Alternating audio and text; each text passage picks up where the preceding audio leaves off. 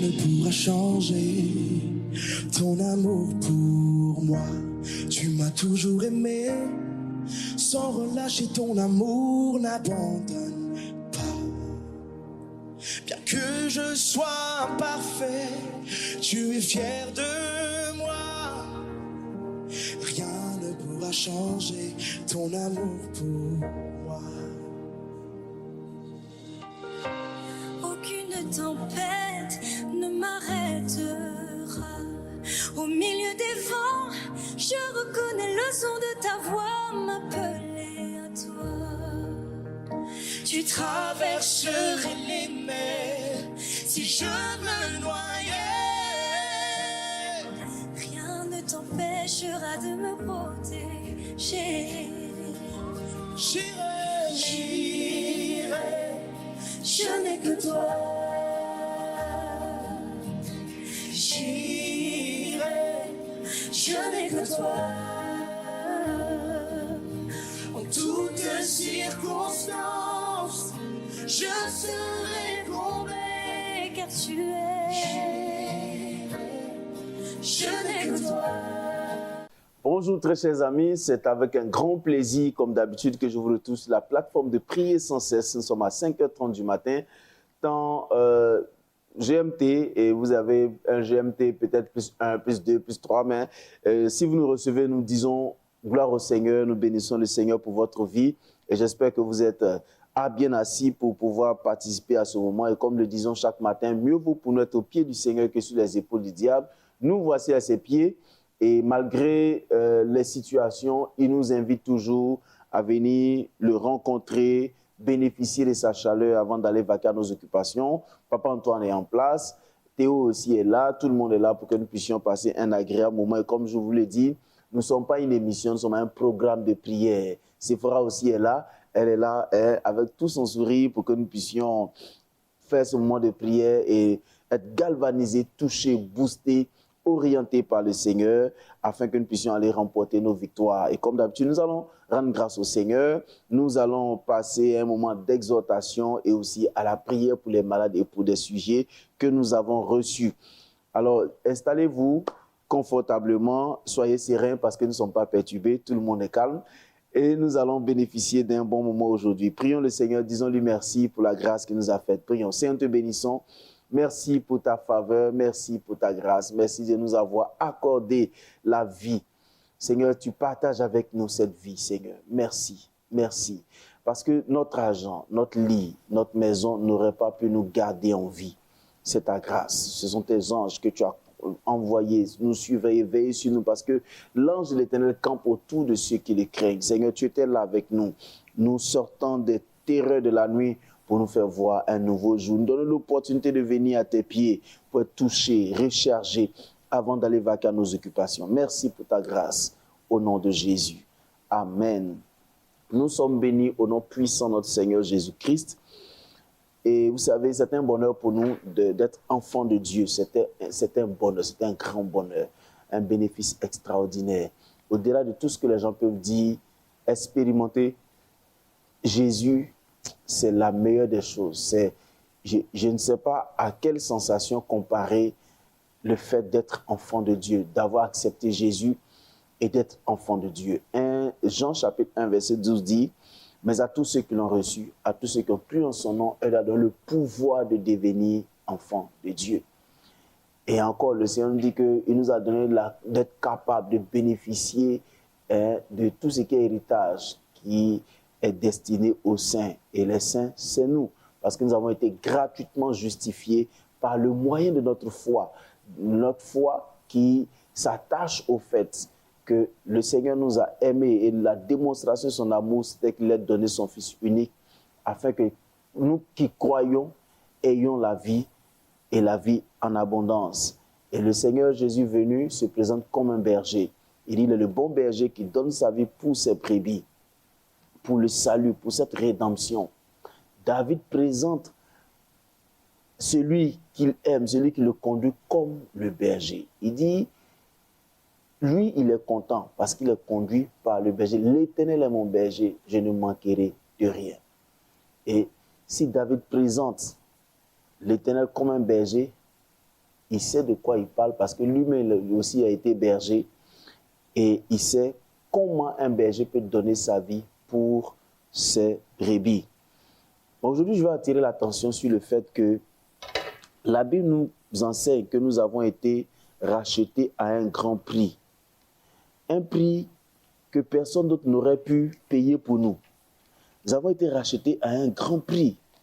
Un prix que même nos parents n'auraient pu payer pour nous. Vous savez, quand quelqu'un a payé quelque chose cher, la seule chose à laquelle il s'attend, c'est qu'on prenne au sérieux, c'est qu'on ait un peu de considération pour ses efforts. Voici ce que la Bible dit. 1 Corinthiens 7.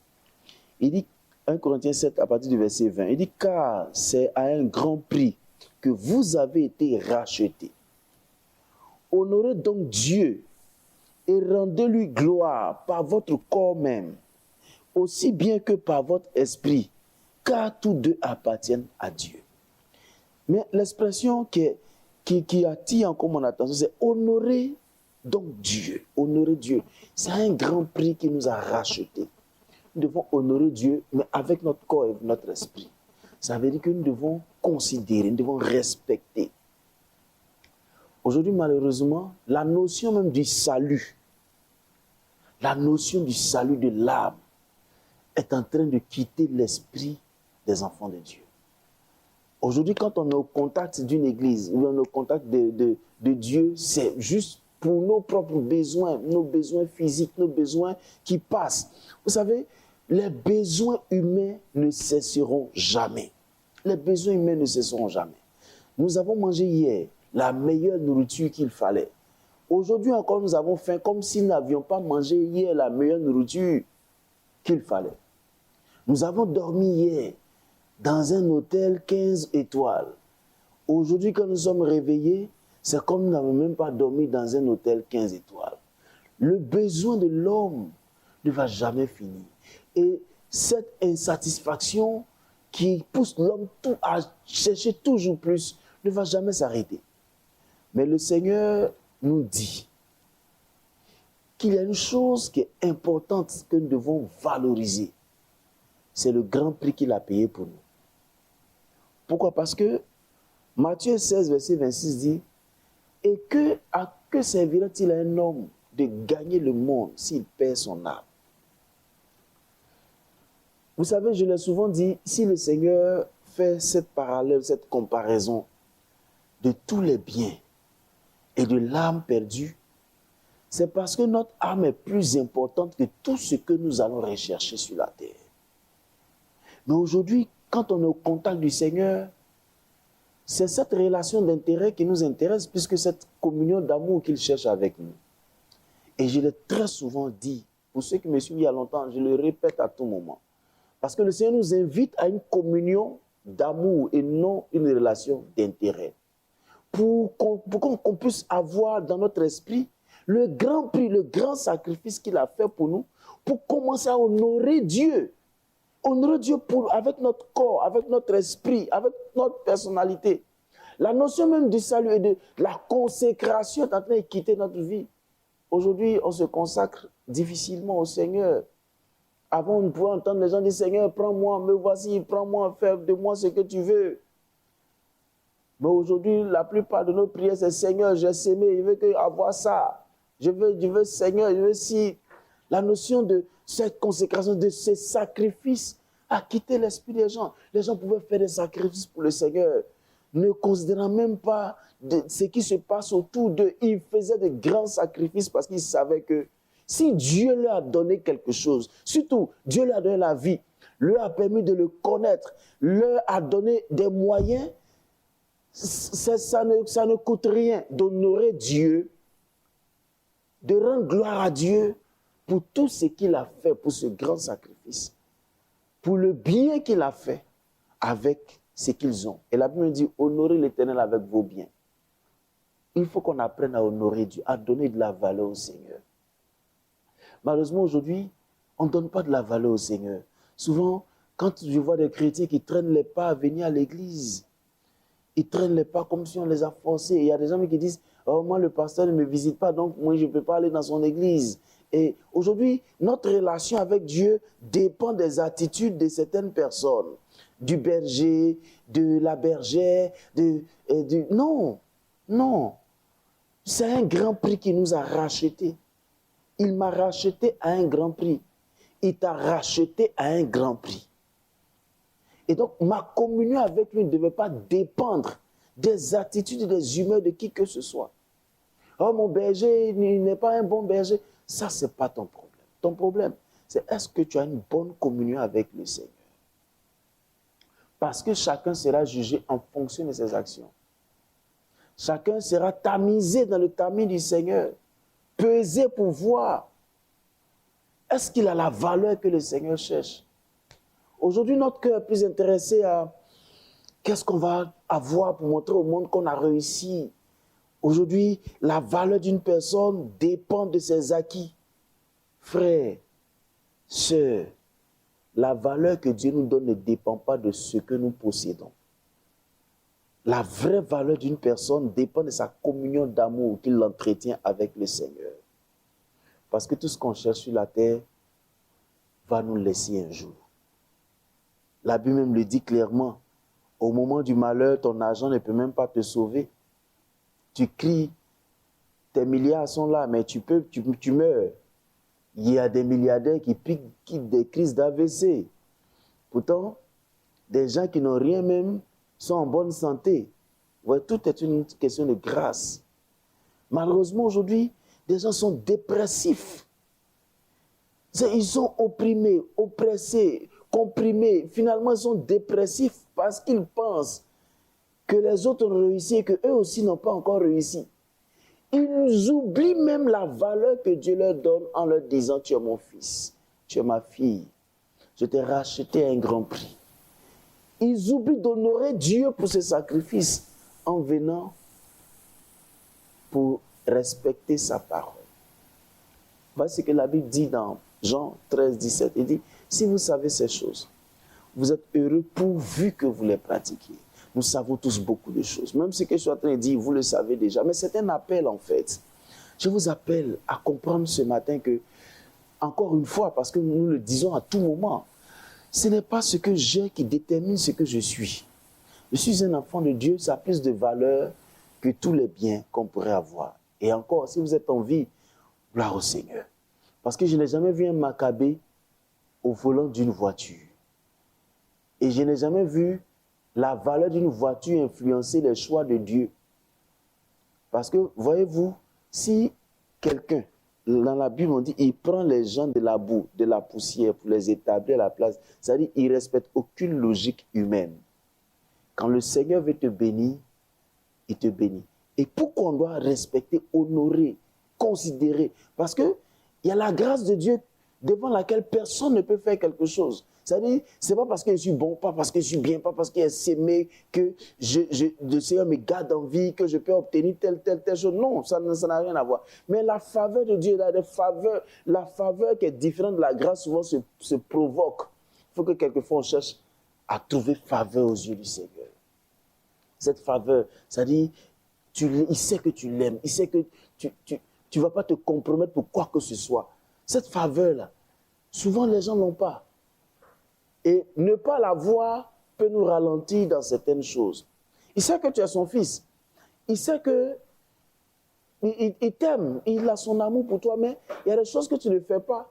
C'est qu'il t'éloigne de sa faveur. Sinon, tu as sa grâce, tu as eu la grâce d'être racheté, tu as eu la grâce d'avoir le statut d'enfant de Dieu, tout ça, cela ne dépend pas de toi. Tu as eu la grâce d'être sorti des ténèbres pour le monde de la lumière, ça ne dépend pas de toi.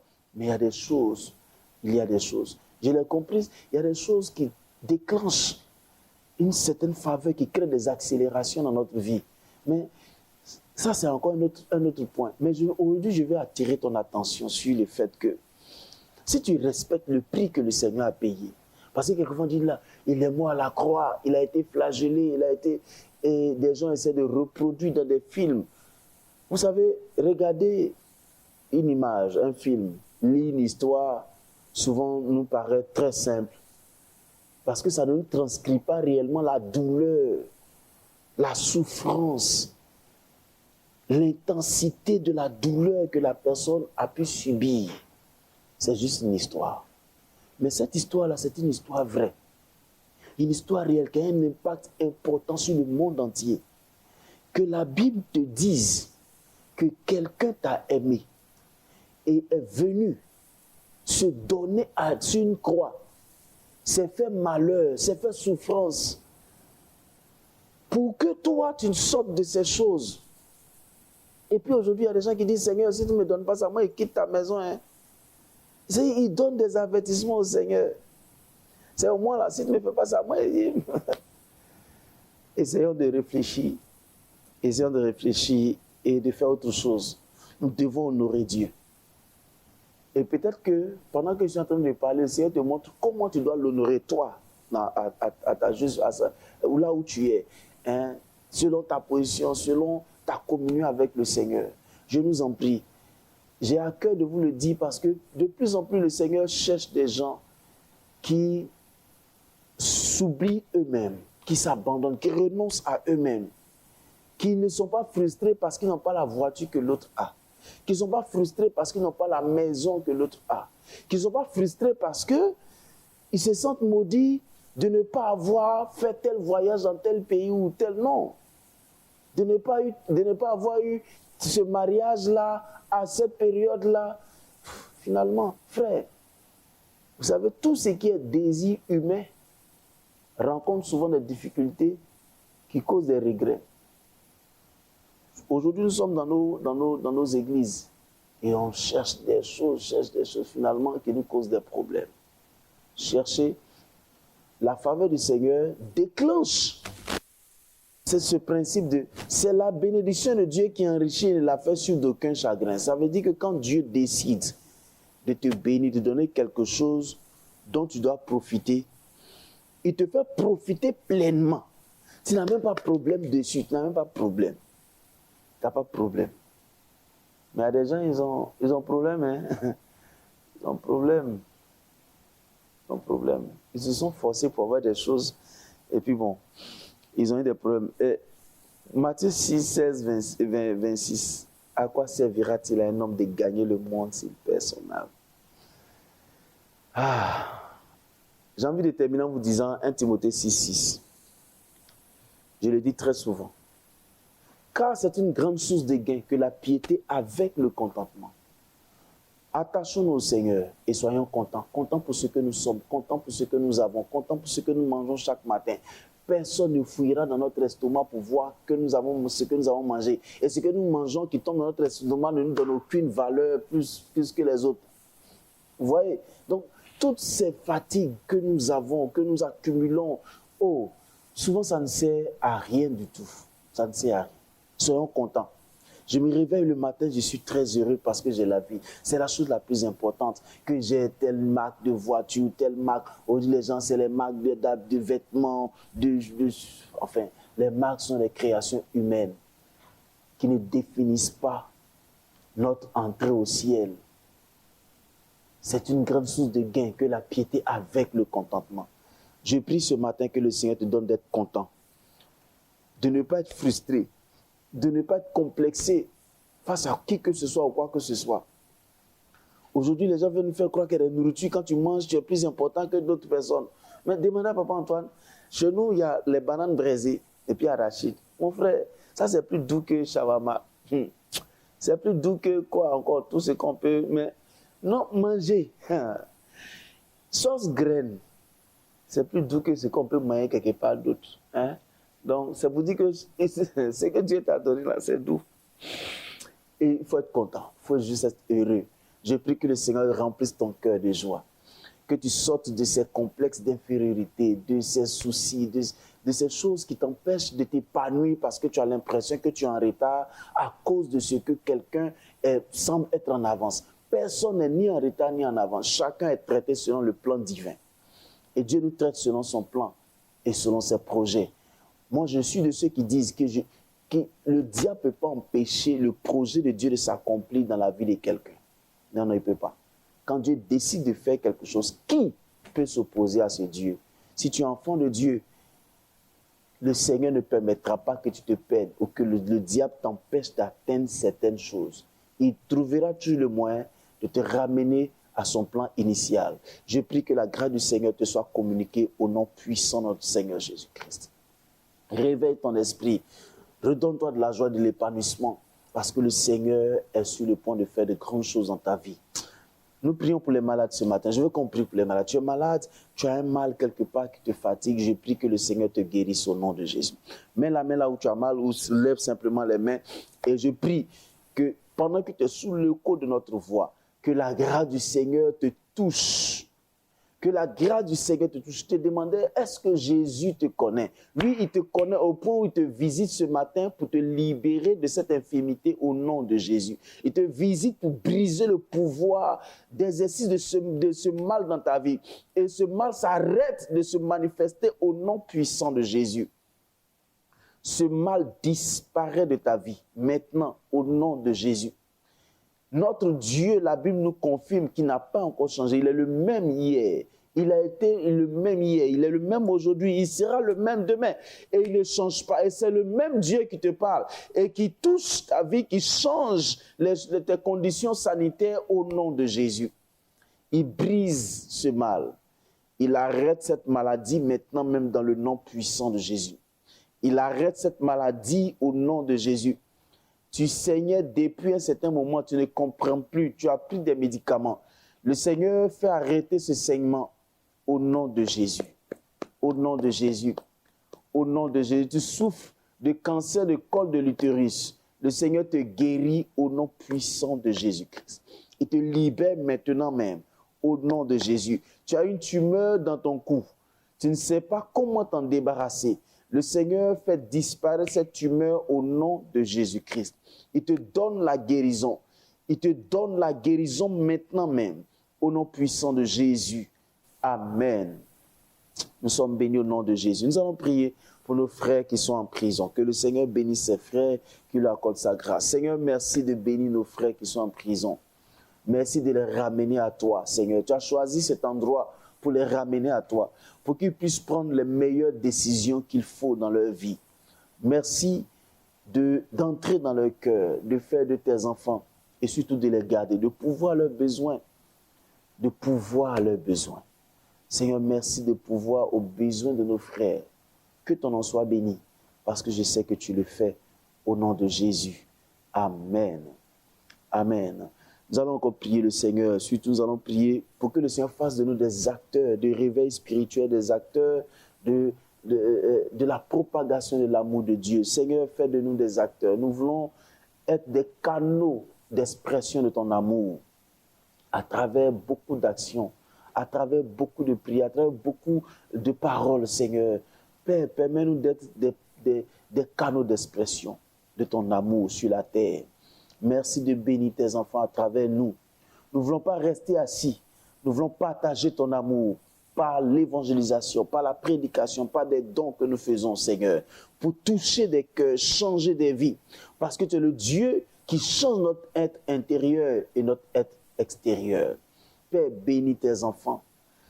Bénis tes enfants qui s'élèvent pour accepter ton appel. Seigneur, ils sont nombreux. Bénis-les. Bénis aussi tous les serviteurs de Dieu qui se mettent à ta disposition, Seigneur. Que ta grâce et ta faveur leur soient communiquées au nom de Jésus. Amen. Nous allons prier pour la journée. Seigneur, merci pour cette journée que tu bénis. Bénis la vie de tes enfants. Accorde-leur ta grâce. Bénis-les. Pendant qu'ils sont en train de sortir pour aller vaquer à leurs occupations, tu remplis tes enfants de grande santé, de force, de vigueur. Tu les rends excellents. Tu protèges tes enfants de toute forme d'accident, de circulation, de travail. Seigneur, pendant qu'ils vont manger quelque chose, délivre tes enfants des empoisonnements, des intoxications. Seigneur, s'il y avait un ennemi qui était levé contre leur vie, fais tomber, fais chuter leurs ennemis au nom de Jésus-Christ. Dans leur entreprise, si quelqu'un avait fait un complot, je prie que ta parole qui dit, si l'on forme des complots, cela ne viendra pas de toi, et que quelqu'un qui se braque, Seigneur, tomberait, que ces personnes tombent devant tes enfants au nom de Jésus. Merci de les bénir. Merci de bénir leur journée, de remplir leur journée d'allégresse et de bénédiction divine. Au nom de Jésus. Amen. Nous sommes bénis au nom puissant de Jésus. Nous avons été très heureux de passer ce petit moment d'entretien et de prière avec vous. Vous voulez rester en contact avec nous, nos numéros et adresses s'affichent sur votre écran. Nous sommes au plus 225 07 78 37 52 78. Écrivez-nous pour nous donner votre nom et votre sujet de prière ou appelez-nous tout simplement pour que nous puissions les recueillir et prier pour vous. Et n'oubliez pas de lever les yeux et de voir aussi, de penser aux intérêts des autres, surtout aux frères qui sont en prison, qui ont besoin de nourriture, de vêtements, de médicaments. Et comme je l'ai dit souvent, certains nous appellent, mais nous n'avons pas les moyens de venir, de subvenir à leurs besoins. Si vous voulez le faire, ou que le Seigneur vous aide à le faire et à manifester l'amour de Dieu pour nos frères. Que Dieu bénisse, gardez le sourire, la foi. Nous vous retrouvons une autre fois. À bientôt. Rien ne pourra changer ton amour pour moi. Tu m'as toujours aimé, sans relâcher ton amour n'abandonne pas. Bien que je sois imparfait, tu es fier de moi. Rien ne pourra changer ton amour pour moi. Aucune tempête ne m'arrêtera. Au milieu des vents, je reconnais le son de ta voix m'appeler à toi. Tu traverserais les mers si je me noyais. Rien ne t'empêchera de me protéger.